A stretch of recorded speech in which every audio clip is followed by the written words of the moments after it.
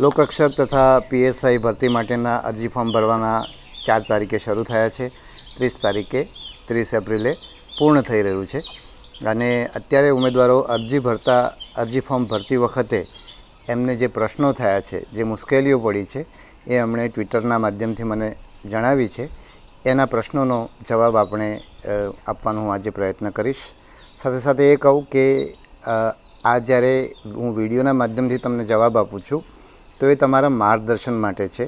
તમને ક્યાંય મારી વાત સમજાય નહીં તો અથવા તો તમને ક્યાંક એવો પ્રશ્ન થાય કે મેં કહ્યું એ સાચું કે એડવર્ટાઇઝમેન્ટમાં બતાવ્યું એ સાચું, તો એડવર્ટાઇઝમેન્ટમાં બતાવ્યું એ સાચું. એટલે એ વસ્તુ તમારા મનની અંદર સ્પષ્ટ રહેવી જોઈએ. આ તમારા માર્ગદર્શન માટે છે. તમે એડવર્ટાઇઝમેન્ટ વાંચીને સમજી ના શકતા હોય તો તમે સમજી શકો એ માટે તમારા માર્ગદર્શન માટે છે. બીજું, હું પ્રશ્નોના જવાબ આપું એ પહેલાં તમને એ જણાવી દઉં કે 4 તારીખે શરૂ થયું છે. આજે 6 તારીખ છે, આજે 7 તારીખ છે. લગભગ ત્રીજો દિવસ થશે અને અત્યાર સુધી 1 લાખ જેટલી અરજીઓ થઈ છે અને 80,000 જેટલી અરજી કન્ફર્મ થઈ છે. એટલે સામાન્ય રીતે આપણે 10 થી 12 લાખ જેટલી અરજી આવે છે. એ પ્રમાણે અત્યારની ઝડપ પ્રમાણે એવું લાગે છે કે પાછળના દિવસોમાં બહુ ભીડ થશે. એટલે અને આ વખતે ગઈ વખતે પણ પાછળના દિવસમાં ભીડ થઈ હતી. ઉમેદવારો બહુ જ રજૂઆત કરતા હતા કે અમે ફોર્મ ભરી શકતા નથી અને છેલ્લે દિવસો વધારવા માટે પણ એમણે કહ્યું હતું. અમે દિવસો વધાર્યા નહોતા અને કેટલાક ઉમેદવારો રહી પણ ગયા હશે. તો આ વખતે એવું થવાની શક્યતા ઘણી વધારે છે, કારણ કે આ વખતે તમારે વધારામાં એક માર્કશીટ પણ અપલોડ કરવાની છે, જેના કારણે જો લોડ વધારે હશે તો હેંગ થઈ જશે અને તમે તમારી અરજી અપલોડ નહીં કરી શકો. એટલે હું તમને અત્યારથી કહું છું કે તમે રાહ નહીં જુઓ, વહેલામાં વહેલી તકે તમે અરજી કરી દો. એક્સટેન્ડ આપણે કરવાના નથી. ગયા વખતે પણ તમારા જેવા જે લોકો રહી ગયા એના માટે મને એટલું દુઃખ થતું હતું કે મને 2 દિવસ સુધી ઊંઘ નહોતી આવી. પણ નક્કી છે કે ગયા વખતે પણ વધારી નહોતી. ગયા વખતે લોકો રહી ગયા એવી ખબર હતી તો પણ નહોતી વધારી અને આ વખતે પણ નથી જ વધારવાના. એટલે મને ગમે તેટલી પીડા થાય તો પણ હું એ છૂટ નથી આપવાનો, કારણ કે તમારી પાસે એ જવાબદારીની અપેક્ષા છે કે તમે જ્યારે આવી પરીક્ષા આપવા માગતા હો તો સમયસર અરજી કરવી એ તમારી જવાબદારી છે. અને આપણે આખી ભરતી પ્રક્રિયા નિયમસર જ કરવા માગીએ છીએ. નિયમ સાથે બાંધછોડની તમને પહેલા દિવસથી અમે અપેક્ષા ઊભી કરવા માગતા નથી. એટલે આ મુદ્દો બહુ સ્પષ્ટ રહે. હવે આપણે જે તમારા પ્રશ્નો છે એ પ્રશ્નો એક પછી એક લઈએ છીએ. તો પહેલો પ્રશ્ન છે, ધોરણ 12માં 2 માર્કશીટ છે તો મારે શું કરવું? તો આપણે કહેલું જ છે કે તમારે છેલ્લી માર્કશીટ અપલોડ કરવાની છે. અને આપણે જે માર્કશીટ અપલોડ કરીએ છીએ એ માર્ક્સ માટે નથી કરી રહ્યા, બરાબર છે? તમે 12મું પાસ છો કે તમે સ્નાતક પાસ છો કે કેમ, એનું વેરિફિકેશન તમારી આ માર્કશીટના આધારે નથી થવાનું. એનું વેરિફિકેશન દસ્તાવેજ ચકાસણી વખતે થવાનું છે. અત્યારે માત્ર ને માત્ર તમારું નામ એક જ આવે અને તમારા જુદા જુદા નામે જુદી જુદી અરજી કરીને ડુપ્લિકેટ ન કરવામાં આવે એ હેતુથી 12માની માર્કશીટ અપલોડ કરવાની છે અને એમાં 12મામાં પણ છેલ્લી માર્કશીટ આપણે અપલોડ કરવાની છે. એની સાથે સાથે બીજો પ્રશ્ન પણ લઈ લઉં કે કેટલાક ઉમેદવારો એવું પૂછે છે કે અમે જો પીએસઆઈની પરીક્ષા આપતા હોય તો એમાં સ્નાતકની માર્કશીટ અપલોડ કરવાની કે 12માની કરવાની? તો હું ફરીવાર કહું છું, આ વસ્તુ ઘણીવાર કહેવાય છે, વારંવાર કહેવા છતાં ઘણા લોકોને સમજાતી નથી. આટલો વિડીયો બહુ મહેનત કરીને સમય આપીને તમારા માટે બનાવીએ છીએ.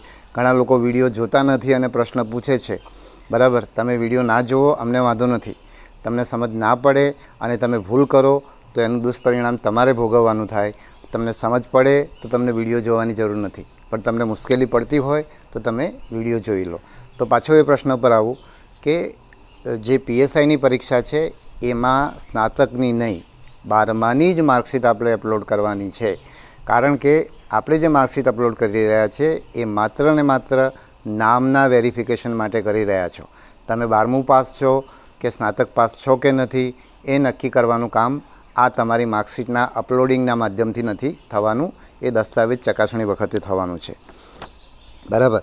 પછી ધોરણની કેટલાક લોકોનો એ પણ પ્રશ્ન હોય છે, કેટલાક પ્રશ્નો મને યાદ રહી ગયા છે કે હું 12મામાં 2 પ્રયત્ને 3 પ્રયત્ને પાસ થયો હોઉં તો મારે કેટલા ટકા લખવા?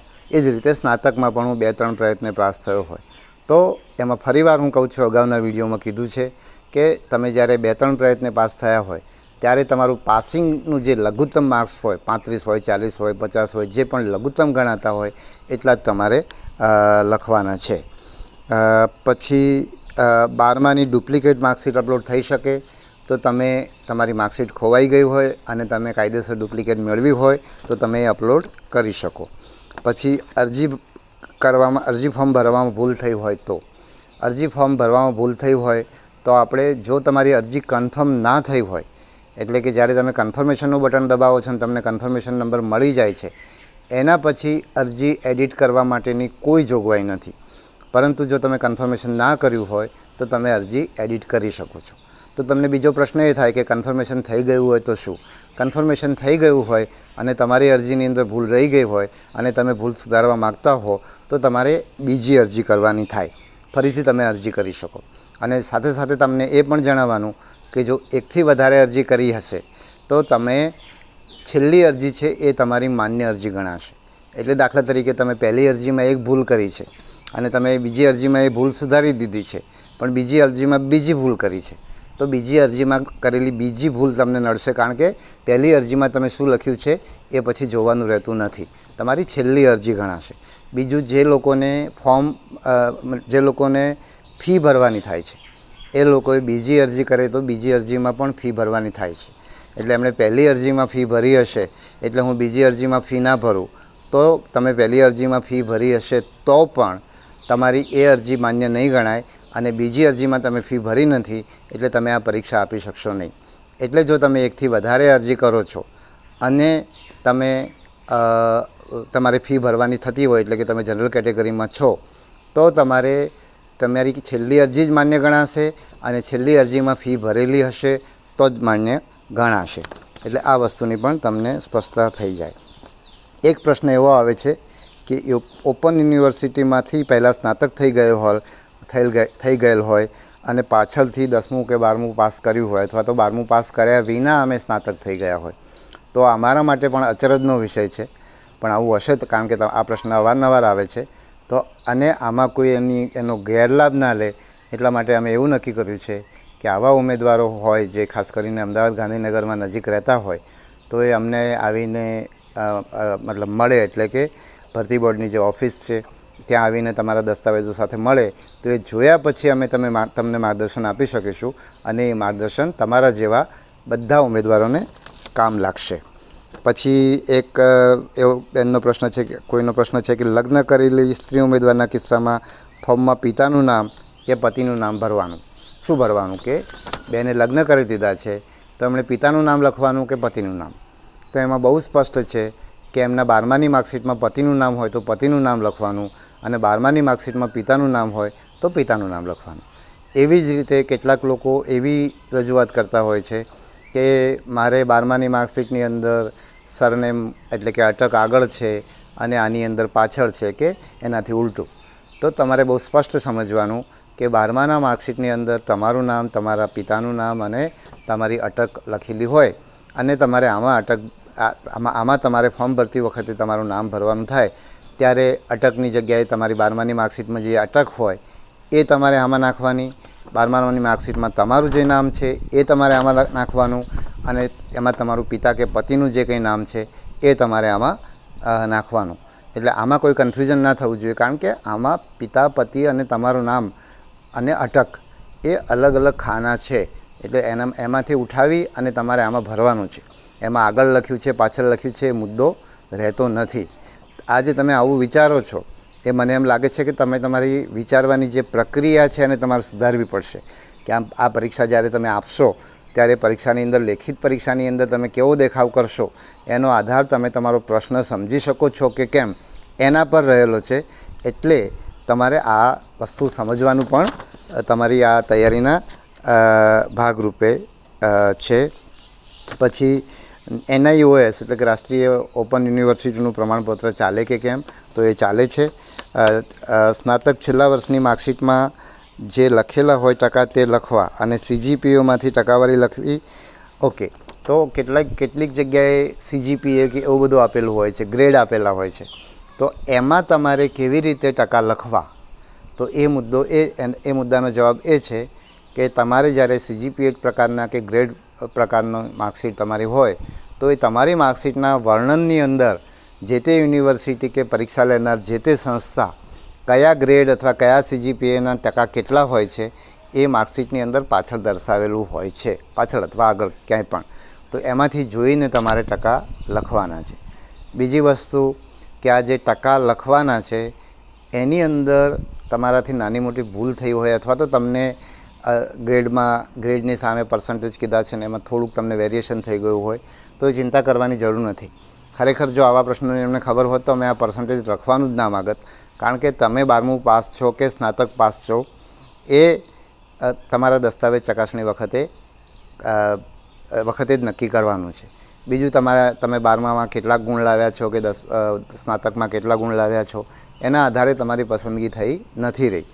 જે કિસ્સાની અંદર તમારા સરખા ગુણ હોય અને તમારી બંને સરખા ગુણમાંથી કયા ઉમેદવારને પહેલી પ્રાથમિકતા આપવી એવી નક્કી કરવાનું થતું હોય એ કિસ્સાની અંદર જ 10માના કે 12માના કે સ્નાતકના ગુણો ધ્યાને લેવાનું થાય છે, જેની વિગતો એડવર્ટાઇઝમેન્ટમાં લખેલી છે કયા કિસ્સામાં શું કરવાનું થશે.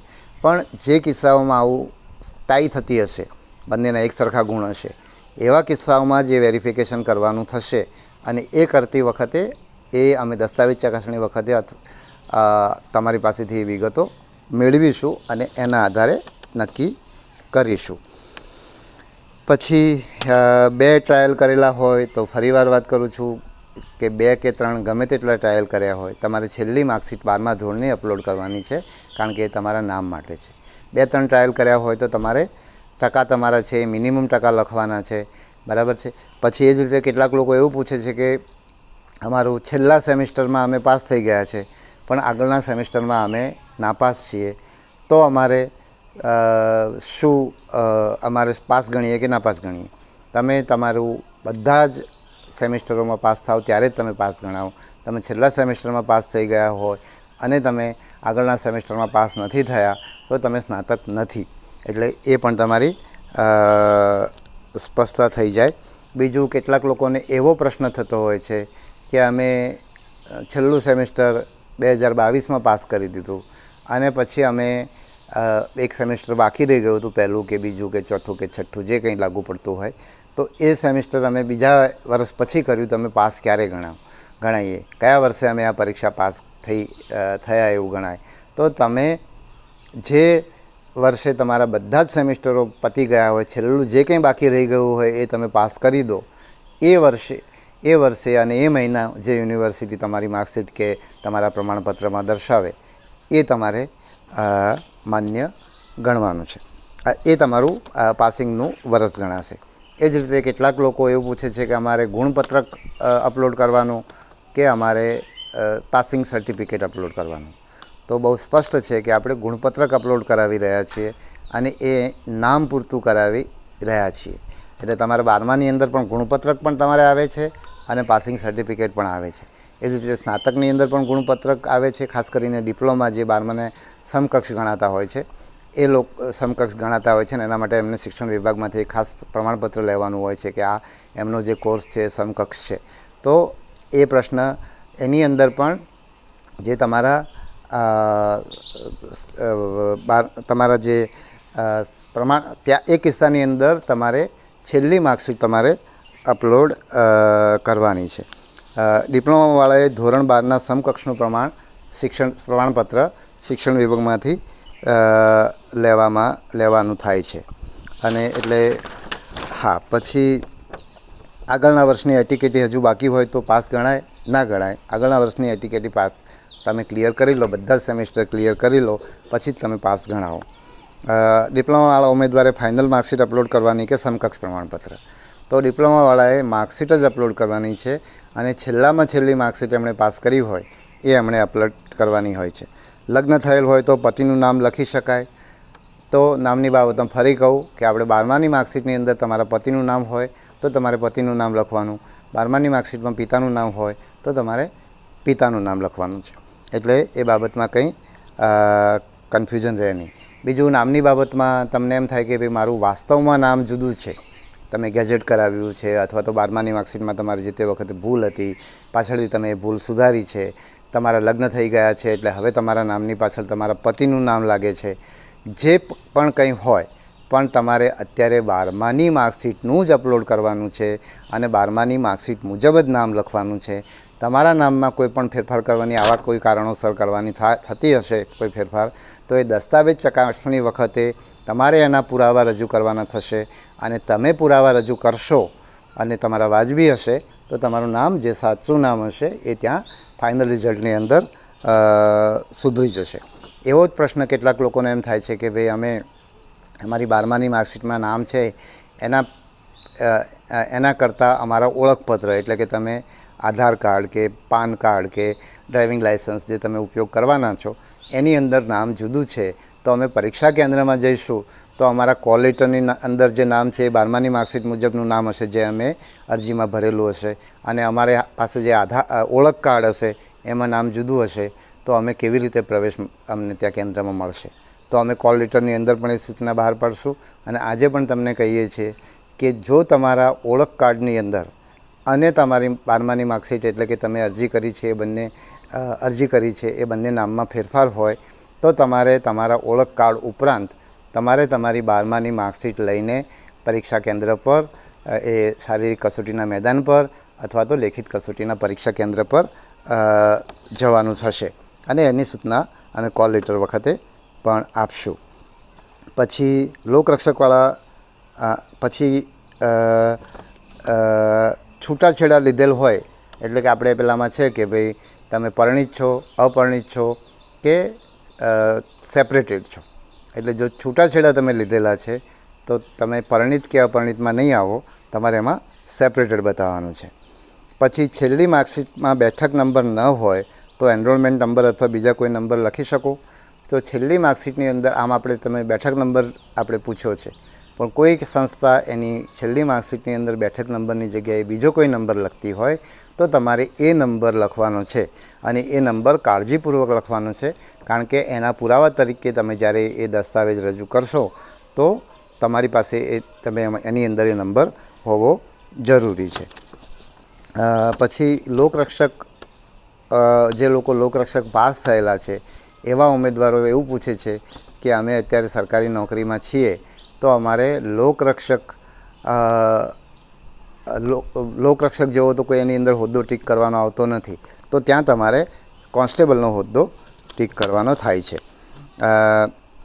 પછી એક પ્રશ્ન એવો છે કે અરજીપત્રમાં હાલ માત્ર પોલીસ દળમાં ફરજ બજાવો છો તેવું કેમ પૂછ્યું છે, બીજી નોકરી કરતા હોય તો શું કરવું? તો પોલીસ દળમાં જે લોકો નોકરી કરે છે અને PSIની અરજી કરી રહ્યા છે એને ઉંમરમાં છૂટછાટ મળે છે, બાકીની જગ્યાએ નોકરી કરનારાને આવી કોઈ છૂટછાટ નથી. એટલે જે લોકો પોલીસ દળમાં નોકરી કરે છે એની જ પાસે આપણે વિગતો પૂછી છે. પછી એક પ્રશ્ન છે કે પોતાની કેટેગરી સિવાય અન્ય કેટેગરીમાં લગ્ન કરેલ હોય તો ફોર્મમાં કઈ કેટેગરી ભરવી? તો પોતાના પિતા સાથેની જે કેટેગરી છે એ કેટેગરી, એટલે તમને કેટેગરીનો લાભ પિતાના આધારે મળે છે. અમે જે સમજ અત્યારે કરી છે એના આધારે અમને આટલી સમજ પડી છે, પણ આ જે તમારું કઈ કેટેગરીમાં તમે આવો છો, એનો લાભ કઈ રીતે મળે, એનું તમને કંઈ પણ પ્રશ્ન હોય તો તમારે સમાજ કલ્યાણ વિભાગમાં જઈને તમારું જે વિભાગ તમારું આદિજાતિનું સંભાળતા હોય તો એની પાસે, અને જે SCનું સંભાળતા હોય એની પાસે, SCBCના જે કંઈ અધિકારી હોય એને તમે જિલ્લામાં જઈને તમારે આ વસ્તુની સ્પષ્ટતા કરી લેવાની છે. અમારી સમજ છે એ પ્રમાણે લગ્ન કર્યા પછી તમારી જે કેટેગરી આવે છે એ કેટેગરીનો લાભ તમને મળવાપાત્ર નથી. તમારી ઓરિજિનલ કેટેગરી છે એનો તમને લાભ મળવાપાત્ર છે. લગ્ન કર્યા પછી તમે ધારો કે જનરલ કેટેગરીમાંથી તમે SC કે ST કે SCBCમાં જાઓ છો તો તમારા સંતાનોને એના પિતાની કેટેગરીનો લાભ મળશે.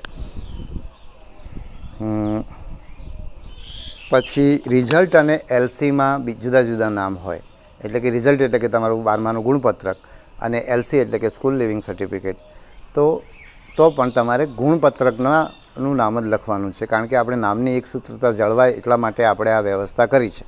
પછી તમારું ધારો કે LCનું નામ છે એ તમારું સાચું નામ છે તો તમે એના પુરાવા રજૂ કરશો એ પછીના આધાર કાર્ડ કે એ બધા પુરાવા, તો એના આધારે તમને ફાઇનલ વખતે દસ્તાવેજ ચકાસણી વખતે તમે પુરાવા રજૂ કરશો તો એના આધારે તમારું નામ બદલાશે. એ જ રીતે હું તમને ઓળખ કાર્ડની અંદર પણ કહું કે તમે આધાર કાર્ડ રજૂ કરશો તો એ આધાર કાર્ડ મુજબનું નામ ભવિષ્યમાં તમને બધે જ કામ લાગશે. એટલા માટે તમે જે ઓળખપત્રનો ઉપયોગ કરો છો એમાં તમે આધાર કાર્ડનો ઉપયોગ કરશો તો વધારે સારું રહેશે. મને લાગે છે કે મેં બધા જ પ્રશ્નો જે મારી સમક્ષ આવ્યા છે એ મેં લઈ લીધા છે. તો આ સિવાય અમે હેલ્પલાઇન પણ શરૂ કરી રહ્યા છીએ એટલે તમને ત્યાં પણ માર્ગદર્શન મળશે. પણ દરેક જગ્યાએ તમે સાંભળેલા માર્ગદર્શનને તમે આ વિડીયોનો ફાયદો એ છે કે તમે ફોન ઉપર તમને કંઈ કીધું ને તમારી સમજવામાં ભૂલ થઈ તો તમે એને ફરી સાંભળીને ખાતરી નહીં કરી શકો. જ્યારે વિડીયોની અંદર જે વાત કરી છે એ તમને ખાતરી કરી શકશો. અને ખાસ કરીને વિડીયોમાં મેં કેટલાક પ્રશ્નો એવા છે કે જે મેં એને વારંવાર ફેરવીને જુદી રીતે પણ અમે કીધું છે. બીજું એક પ્રશ્ન મારી પાસે નથી આવ્યો પણ મારી પાસે એકાદ જણની રજૂઆત આવી હતી કે આપણે અરજીની અંદર મતલબ આપણી જાહેરાતની અંદર બિન અનામત વર્ગ લખ્યું છે. એટલે કેટલાક લોકોને એવું લાગે છે કે બિન અનામત વર્ગ એટલે કે EWS, આર્થિક રીતે નબળા વર્ગ.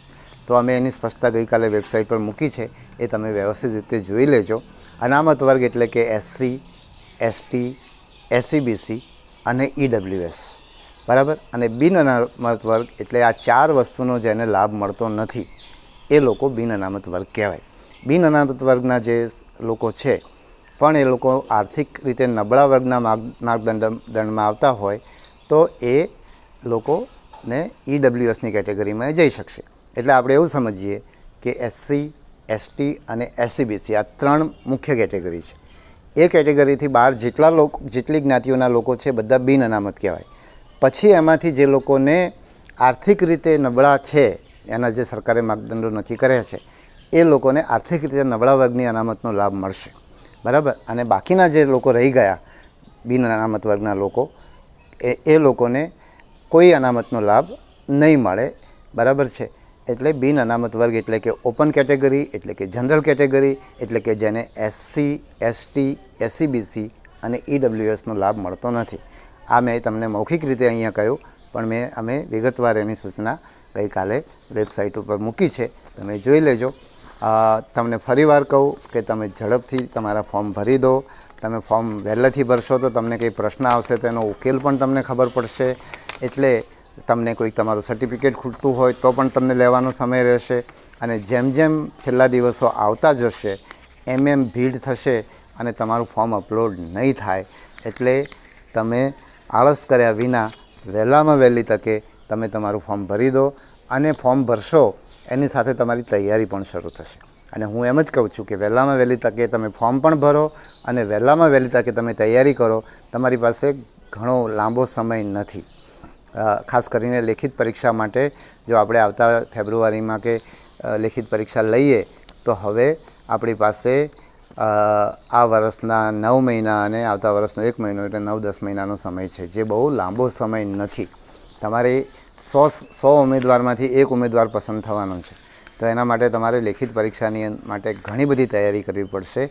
એટલે વહેલામાં વહેલી તકે તમે ફોર્મ ભરી દો જેથી ફોર્મની અંદર કંઈ મુશ્કેલી હોય તો એનો ઉકેલ પણ આવી જાય અને ઉકેલ કરવા માટેનો તમને સમય પણ રહે અને તમે ફોર્મ ભરવાની સાથે તૈયારીમાં પણ લાગી જાઓ એવી તમને ખાસ મારી સલાહ છે. અને તમને બધાને ખૂબ શુભેચ્છાઓ.